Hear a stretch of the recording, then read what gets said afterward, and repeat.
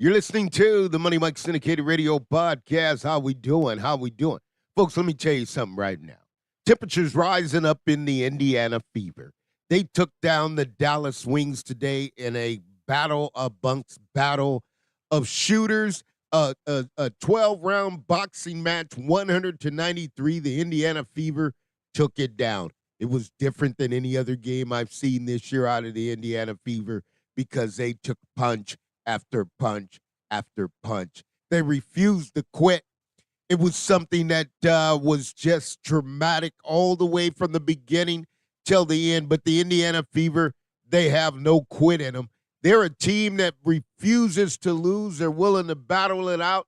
They're willing to go wherever you want the game to go. But let me tell you something here today. You talk about Kelsey Mitchell. You talk about what did Kelsey Mitchell do today. Kelsey Mitchell set a fire up there for us that it was hard to put out. And when I say set a fire, you got 37 minutes, 12 of 22, 5 of 7, 7 of 8. That's right, 5 of 7 from the 3, 7 of 8 from the line. Kelsey Mitchell didn't stop there. She wanted all the smoke today. I mean all the smoke. Went out there, got you 6 rebounds, 3 assists. Okay, capped it off, and with +2, 36 points. It didn't stop there. You got 2 of the best, right? You got 64 points combined between them. And they're talking about getting big numbers, folks. You got Caitlinclark goes out there, goes 10 for 19. 5-11 from the three-point line. I'm talking between the two of them now. They're 10 for 18. 3 or 4 from the free throw line. Got in there, got 4 rebounds, 12 assists. Got 7 turnovers. About 4 of them just popped right out of her hand. But nevertheless, the battle didn't stop there. 28 points. They went against a big dog today, Arike. I mean, she just set the world on fire, three-pointer after three-pointer. Couldn't miss, lit up the board as well. You talking about one of the best shooters in the WNBA that just demands respect. She got out there today and played her heart out, and I mean, they played their heart out today. They battled like no other. It wasn't a regular game for them. It was a game that they wanted to win. Okay, and you look at it, she took the court today. You know what? Went 40 straight minutes, 12 of 25, 9 of 16. WNBA record, 9 three-pointers, 9 of 16, got you 8 rebounds, 3 assists, finished -7, but clocked in at 34 points. Sabali didn't stop there. They got 37 minutes, 6 of 16, 4-9 from 3, 9 of 10. But they finished with 25 points. They had a 300 monster. Howard, 39 minutes. Got in there 5 of 16 and 8 of 10. Here's the big one, 9 assists, 2 steals, and got you 18 points. It wasn't enough for the Indiana Fever. Here's why it wasn't enough, because you got Kelsey Mitchell lit up the board. 36 points, and I'm talking about played the game the way it's supposed to be played. Mitchell didn't back down. Just a fiery competitor. And I'll tell you what, you put the money on the line, you go in the backyard alley, I'll tell you what, Caitlinclark, Kelsey Mitchell, you got Alyssa Smith, you got them all ready to go in there, but my, Caitlin was lighting the fire too. I mean, Caitlin had so much fun, she did a little skip to my daisy today, and I'm telling you, I'm calling it skip to my daisy because it's the Indiana Fever got hot. They went into Dallas and they battled out from the beginning to end. It was an old-fashioned 15-round heavyweight championship fight, and the Fever refused to lose. They took it on. This is the Money Mike Syndicated Radio Podcast. We're talking about the Indiana Fever. And here's what I'm going to tell you. They're over 500 now. They're clocking them in, and they're taking them down. You know the showdown's coming up. You know who the showdown is. They got a couple games with the Las Vegas Aces. They're tuning it up. I tell you what, they're cleaning up the rifle. They're cleaning it up, and they're getting it ready because here's what they're doing. They're doing a little recon, letting everybody know we're coming. And we're coming more fierce than we've ever come before, I'm telling you. When you get Caitlinclark doing a skip to my Lou, that's what you call it, folks. That's called a skip to my Lou right there if you've never seen it. When you're feeling so high and feeling so good, you're elevating off the ground. That's exactly what happened today. And I'm talking about they did it in a different type of fashion because the game is still the game. It's the WNBA, but it's electrifying. It's a Super Bowl for every other team in the WNBA on the road because they're going to get a packed house. They're going to get their fans, but guess what? The CC22, the fan abundance, they showed up today in record numbers. And I'll tell you what, they also, the Dallas Wings and the CC fans, they appreciated Kelsey Mitchell. Why did they appreciate Mitchell? Because Mitchell refused to lose. Mitchell is not going to take a back seat. This is as good as it can get, and I'll tell you what, it doesn't get any better. And here's what I saw today that really made me feel real good. Christy Sides sat on back, relaxed, let her team play. This is a different Fever team. They don't need to be coached on the floor. They take ownership on the floor, and they battle all day long. What did the Fever do that really was outstanding? Let me tell you, and I'll tell you in a heartbeat. Okay, they went in there 37 of 70, shot 52%, okay, from the field, almost 53. Got back in there 11 of 22, got 50% coming in there from the three-point line, 88% coming in there all day long, getting it in. Now, here's the challenging point that Christy Sides has to speak about something. She's going to talk about it. We're going to talk about the 20 turnovers because you got to stop that. And that's nearly not going to get it. You just played a team that couldn't counteract. What did they do? The Dallas Wings, man, they fell to 39%, got up 74 shots, 29 to 74. Bounced it off 13 to 31 at the three-point line. Got the 40%, but it's not going to do you any again if the other team shoot 50%. 22 and 27 from the line. They battled. This team had a lot of heart. You want to talk about a team that may not make the playoffs, is not going in? Are they a battle-tested team? They are. Are they willing to fight it out? They are. Are they willing to go the distance? They will. But the bottom line is, here's what you got, folks. You got the Indiana Fever standing between themselves and the WNBA. Everybody knows now you got to saddle up when you're going to play the Indiana Fever, and here's why. There's no quit in them. You got Aaliyah Boston that's battling it out. You know what? Boston is battling that thing out, and it's getting physical in the post. And here's why it's getting so physical in the post for the players right now, especially a total team, because as I told you earlier, the Fever know the spots. Okay, they look at the film, they know the spots, they're getting to the spots. Okay, when they get to the spots, the officials are struggling to figure out how to call that game. The officials cannot get their arms around the Indiana Fever because Indiana Fever are extremely physical in the post. And when they check in the game, it doesn't matter if it's Timmy, Big Magnier, it doesn't matter. Boy, there was a beautiful play with Nina Smith. You know, you had Caitlinclark send it over there to Mitchell. Mitchell did a wraparound, you know, the behind the back, and Smith finished it off. But Smith got going, and it really the blue collar is Boston. Boston's got to go in there night and just lay that body against the big bodies in the WNBA. And as she's underneath that hoop, and I'm telling you, there is no room in that paint.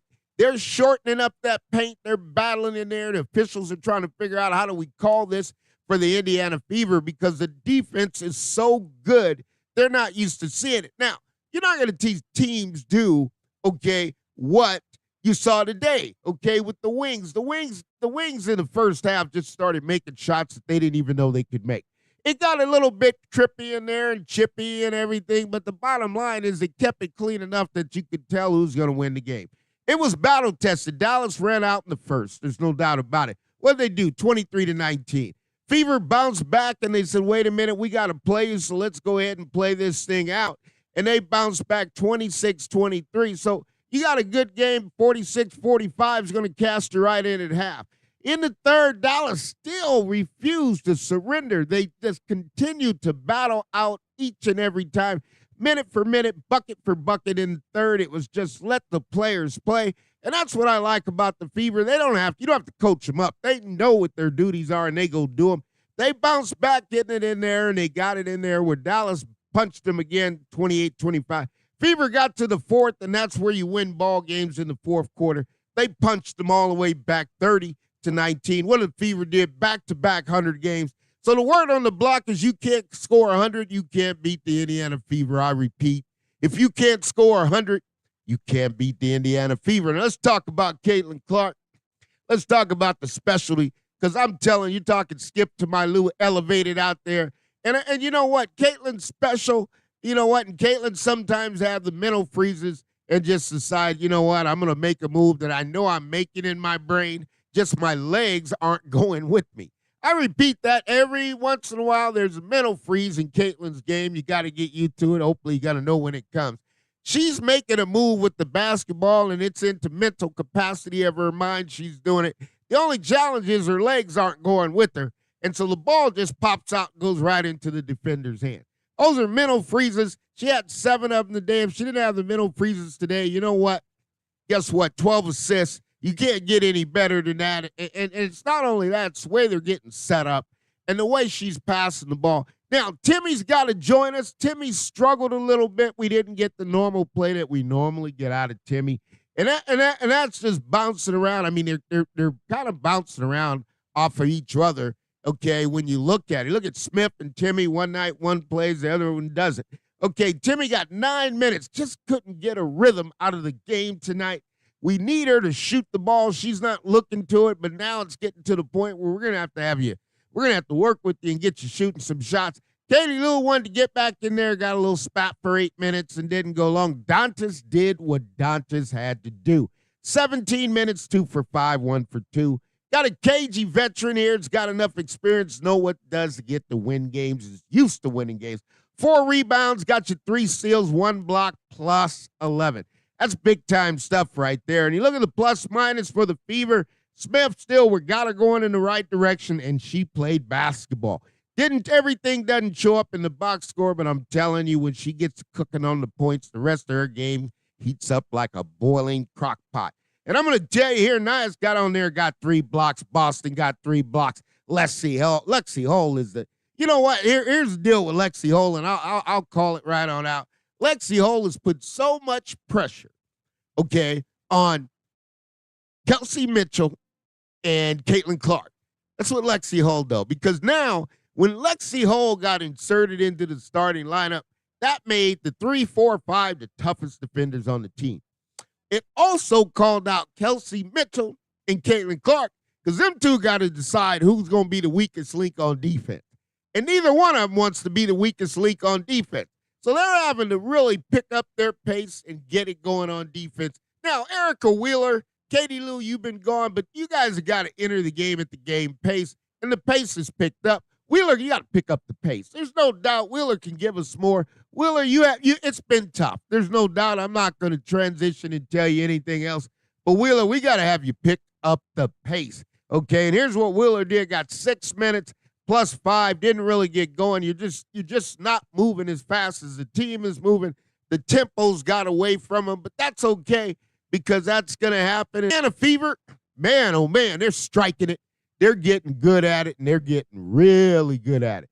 Okay, and when you get to beating people the way you're beating people today, and you just got to look at it, and you just got to say to yourself, hey, you know what? The Indiana Fever are pretty good.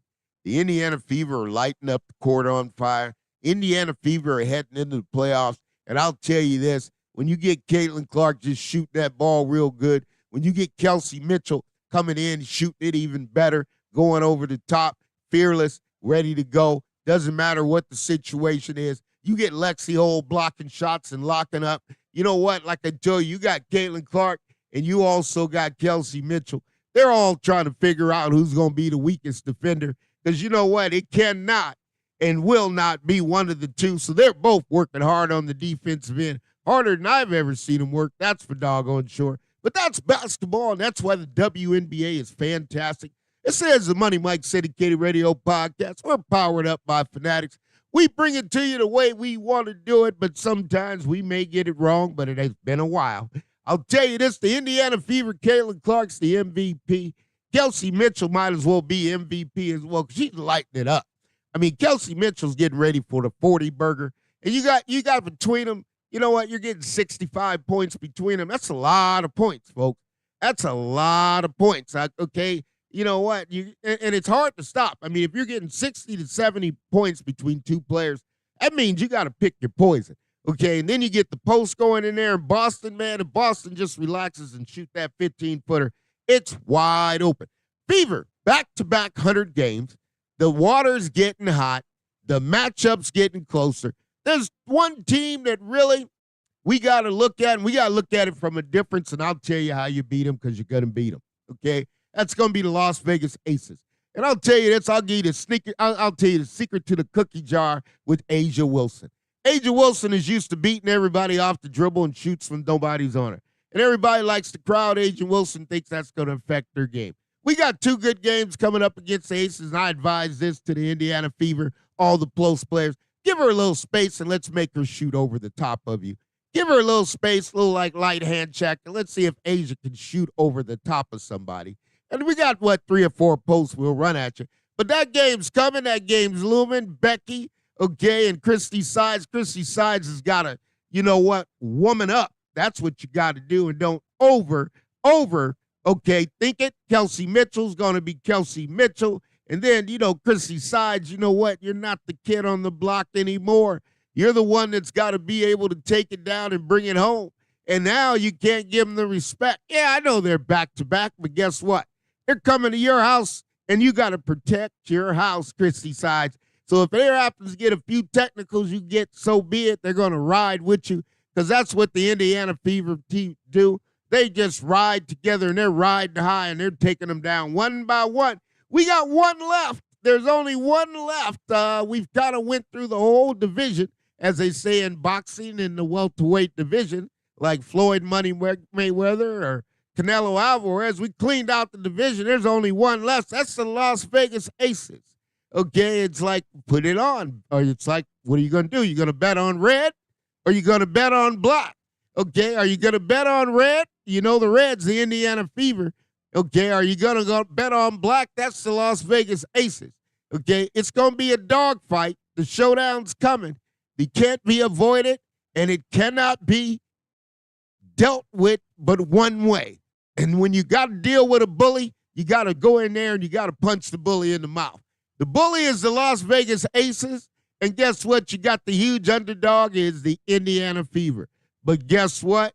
As long as you have, okay, Caitlinclark, you're not going to be an underdog. You're in the fight, and she's coming for it. Now, Aaliyah Boston, Smith, Timmy, you get ready. A'ja Wilson, they claim to say she's the MVP. Let's see how it goes against the Indiana Fever because the MVP will be decided here shortly. We got a couple games to go with the Aces. That's right, the Indiana Fever. They got a couple with the Aces objectively, and they got to go against Becky Hammond, and she's got a foul cabinet. Okay, let's be honest. She's got a foul cabinet. She went over there and been up there with Greg Popovich, and she's brought home a lot of information. Let's see how it works out. This is the Money Mike Syndicated Radio Podcast. We're powered up by Fanatics.